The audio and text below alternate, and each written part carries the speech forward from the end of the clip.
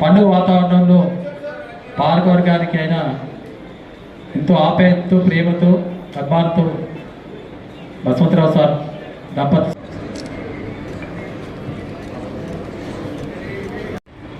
కార్యదర్శిగా పనిచేసి మన యొక్క సొసైటీని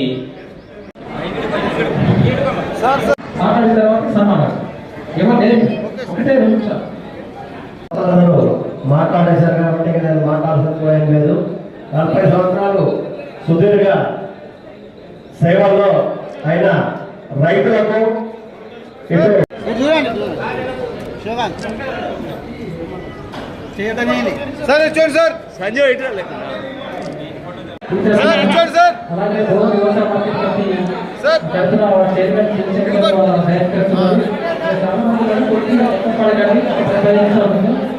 డైరెక్ట్ ఇంకోటి అయితే అందరికి భోజనాలు ఏర్పాటు చేసినారు. అందరూ భోజనాలు చేసి ఎలా ఇప్పుడు మన భూమి పటేల్ వెంకట పటేల్ గారు సన్మానం ఉంది. వెంకట పటేల్ సన్మానం చదువుతూ అలాగే మన మాజీ మాజీ ఎంపీ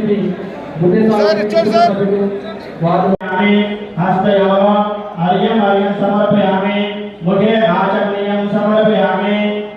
ఓం ధ్వజం విహారమణీమహే గాలం యజ్ఞాయ గాలం యజ్ఞపదే దైవీ స్వస్తిరస్తునః స్వస్తిర్నామాన్ శక్తిః ఊర్ధం జిగాదు భేషజం చన్నాస్తు దేవదే చం చతుష్పదే. ఓం శాంతి శాంతి. ఓం యోపాపుష్పాన్ భవతి చంద్రమాపా పుష్పం పుష్పవాన్ ప్రజవాన్ పశుమాన్ భవతి. ఓం యాదేవి సర్వభూతేషు విష్ణు. ఆయన యొక్క డెప్త్ నాకు అర్థమైంది, ఆయన యొక్క సబ్జెక్ట్ నాకు అర్థమైంది. చాలా విషయాల్లో ఆయన సలహాలు కూడా నాకు దొరుకుతూ ఉండేవి. అదే శృంఖలలో మేము నబార్డు వారు మమ్మల్ని అడిగిన బెస్ట్ సొసైటీస్ని సజెస్ట్ చేయమంటే మేము సూచించినట్టు కొన్ని సొసైటీస్లో వీరు కూడా ఉన్నారు. సో మాకెంతో గర్వకారణకు ఈ యొక్క సొసైటీని తీసుకెళ్ళినటువంటి బసవంతరావు పటేల్ గారు మన బ్యాంకు ముడిపడి ఉంది. అందుకు ఎంతో నిజంగా మాకు కూడా గర్వకారణంగా ఉంది.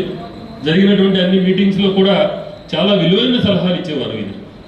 అందరూ కూడా మనందరం కూడా ఆయన ఈ యొక్క జర్నీ 42 years జర్నీని మనం ఉదాహరణగా తీసుకొని ఆయన చేసినటువంటి విధంగా మనం అందరం కూడా చేస్తే ఈ వ్యవస్థ నిజంగా నిజమైన సహకార వ్యవస్థ అవుతుంది. నిజమైన సహకారం ఉంటుంది, స్వహకారం ఎంత మాత్రం ఉండదు అని మనందరం గుర్తించి మనం ఆ విధంగా చేసుకోవాలని అదేవిధంగా వారి యొక్క ఈ యొక్క పోస్ట్ రిటైర్మెంట్ లైఫ్ ఎంతో శాంతిగా ఆరోగ్యంగా సుఖ సంతోషాలతో కుటుంబ సభ్యుల యొక్క ప్రేమానురాగాలతో ఎంతో ఆనందంగా గడిచిపోవాలని మా యొక్క బ్యాంక్ ప్రస్తుత పర్సన్ ఇన్ఛార్జ్ మరియు గౌరవ డిస్ట్రిక్ట్ కలెక్టర్ గారు శ్రీమతి ఈలా త్రిపాఠి IAS గారి తరఫున మరియు నా తరఫున మరియు మా స్టాఫ్ అందరి తరఫున మిగతా సహకార సంఘాల అందరి తరఫున కూడా కోరుకుంటూ ఈ అవకాశాన్ని ఇచ్చినటువంటి మీ అందరికీ నా ధన్యవాదాలు తెలుపుకుంటూ పెద్దలకు రైతులకు అందరికీ కూడా శిరస్సు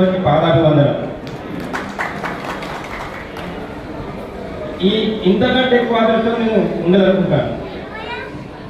మీరేమో అభిమానంతో ఆశీర్వదించడానికి అభిమానించడానికి వచ్చినట్లయితే మిగతా స్టేజ్ ప్రెసిడెంట్ గారు ఇంతకుముందు వెళ్ళే పెద్దలు కానీ జిల్లా అధికారులు కానీ జిల్లా నాయకులు కానీ వారందరూ వచ్చి నన్ను కాంప్లిమెంట్ ఇవ్వడానికి పోవడానికి వచ్చాను. ఇంతకంటే అదృష్టం నాకు ఏం కావాలి?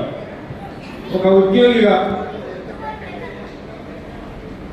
మీకు అంటే మనకు నీకు కాదు మొత్తం మనమే మన రైతాంగానికి సమాజానికి ప్రజలకు నేను ఆ సెక్రటరీ అనే కుర్చీలో ఉండి ఏదైనా చేద్దామా అనుకునే కానీ ఈ వ్యవస్థలోకి రావడం జరిగింది 1/7/1985. ఆ రోజు అంటే దయచేసి నా సక్సెస్ వెనుక ఉన్నటువంటి ప్రయత్నం అది నేను చెప్పింది. ఆ రోజు నా సాలపాడులో ఒక సేల్స్మెన్గా లేదా క్లర్క్గా పనిచేయాలంటే భయపడి ఎవరు రాలేదు. ఒకవేళ ఉన్నా కూడా నాకంటే ఎక్కువ చదువుకున్న మంచి మంది ఉన్నా కూడా అక్కడున్న ఒక పెద్ద మనిషి లేదా ఏదో కొన్ని రకాల కారణాల వల్ల ఆ పెద్ద మనిషి దగ్గర తట్టుకోలేక ఎకరాలకు అమ్ముకొని గర్భాధాన్యాలు ఉన్నారు. ఆ రోజుల మా సాలపాడులో అప్ టు 85. 2012 1వ తారీఖు 11 ఆ రోజు ఇక్కడ పెద్దలు చక్కగా ఎరువులు అందే పరిస్థితి లేవు. నా సాలపాడికి పెడితే నాకు మా దగ్గర ఉన్న 20-30 ఊర్లకు సాలపాడికి ఎరువులు సప్లై చేసేవాళ్ళం కన్వెన్షన్ ఉన్నప్పుడు. నా నెలకు ఆధారపడి పోయి కానీ ఇప్పుడు అన్నిటి కావు. ఆ టైంలో వీళ్ళు రిటైర్మెంట్ అయ్యి రంగా వెళ్ళిపోతుంటే నన్ను పిలుచుకొని మీరు వస్తుంటే సరే సరే వస్తానని చెప్పేసి అనుకుంటే వీళ్ళందరూ ఒక అభిమానటువంటి శివప్ప గారి పటేల్ పీరియడ్లో అటు పెద్దలు శంకర్ సార్ గారి అక్కడున్న స్వర్గీయ ముఖ్యంగా వీరికి రాగానే గుర్తుకొచ్చింది. ఇవన్నిటికీ ఒక ప్రముఖ పాత్ర పోషించింది అప్పుడు బుద్ధరాజేశ్వర్, స్వర్గీయ బుద్ధరాజేశ్వర్. అంటే ఈ పేరెంట్స్ వచ్చినట్టు ఇప్పుడు శివప్ప గారు జైలు ఉన్నా కూడా ఊళ్ళో పొలిటికల్ మేధావులు పెద్దలు వీళ్ళే. శంకర్ సార్ ఎందుకంటే అన్ని రకాల గ్రామాన్ని అభివృద్ధి పడే దృష్టిగా సహకారం కొన్ని చర్చలు జరిపి రకరకాల సలహాలు ఇచ్చేవారు. వాళ్ళని అడిగితే అన్న మేము అంతా పొలిటికల్గా దోషం, నేను వృత్తిరీత్యా ఉద్యోగి కానీ నేను మాత్రము హాఫ్ పొలిటికల్ అయితే హాఫ్ నేను ఉద్యోగిని. అంటే ఈ టైప్ ఉంటేనే చేయగలుగుతున్నాం ఇక్కడ. అయితే అటువంటి సందర్భాలకు నాకు అవకాశం ఇచ్చారు. నేను దానికంటే ఎక్కువ కష్టం ఇక్కడ జిద్దుకు వచ్చేసి ఇక్కడ చాలా మంది బోర్ గరీబ్ రైతులు ఉన్నారు, చాలా మిత్రులు ఉన్నారు, పెద్ద ఊరు ఉన్నది, 4 ఊళ్ళు ఉన్నాయి. కాబట్టి వీళ్ళందరికీ ఒక మంచి సేవలు అందించాలని ఒక తప్పటి పట్టుదలతోటి తీసుకుని వచ్చినప్పటి నుంచి ఇప్పటిదాకా మీ అందరికీ అన్ని చెప్పాలి. ఎందుకు చాలా చెప్పారు. నేను వచ్చినప్పుడు కూర్చోడానికి కుర్చీ లేదు, ఉన్నది రూమ్ కూడా లేదు, సెంటర్ కింద మీటింగ్ పెట్టాం. అదే ఇప్పుడు మన అదే పాటిస్తుంది. దానికి సులువు చేస్తే మీ కళ్ళను కనబడుతుంది. నేను చేసేది కాదు ఇది గ్రామాభివృద్ధి, గ్రామ రైతులు, గ్రామ సభ్యులు, అప్పుడున్న పాలక వర్గాలు, అప్పుడున్న ప్రెసిడెంట్లు అందరితో కలిసి నా మాట విన్నారు. వాళ్ళ మాట మనని ఒక ఉమ్మడి అభివృద్ధి ఈ సహకార సంఘ అభివృద్ధి వచ్చాం. అంటే నాకు నేను కనుక నిజంగానే ఆమె అదృష్టం వాళ్ళిద్దరు కూడా మేడ్ ఫర్ ఈచ్ అదర్. అంటే నా యొక్క ఉద్దేశాన్ని అంటే మాట్లాడినాను. ఏ రోజు మాట్లాడింది అవినాష్ కూడా అక్కడ. ఎందుకంటే అది దేవుడు అంటాడు, ఎక్కడ కొట్టేస్తాడు, ఎక్కడ ఎన్ని కావాలి, ఎక్కడ ఎక్కడ ఎప్పుడు అక్కడైతే ఏం కావాలి. అట్లా దానికి ఒక ఉదాహరణ నా అల్లుడు, నా కూతురు, అలాగే వాళ్ళ పిల్లలు, నా మనవాడు లక్కీ. తర్వాత ఇక స్టార్ట్ అయింది. చాలా ఉన్నాయి కదా, ముందుగానే నేను సింపుల్గా చెప్పేస్తున్నాను. తర్వాత మా సంతోష్ రాజు, తర్వాత మమత కోడలు, ఆమె ఎంఎస్సి, మా కొడుకు బీటెక్, ఈయనేమో ఎంఫార్మసీ, మేము బీటెక్ ఎంబీఏ.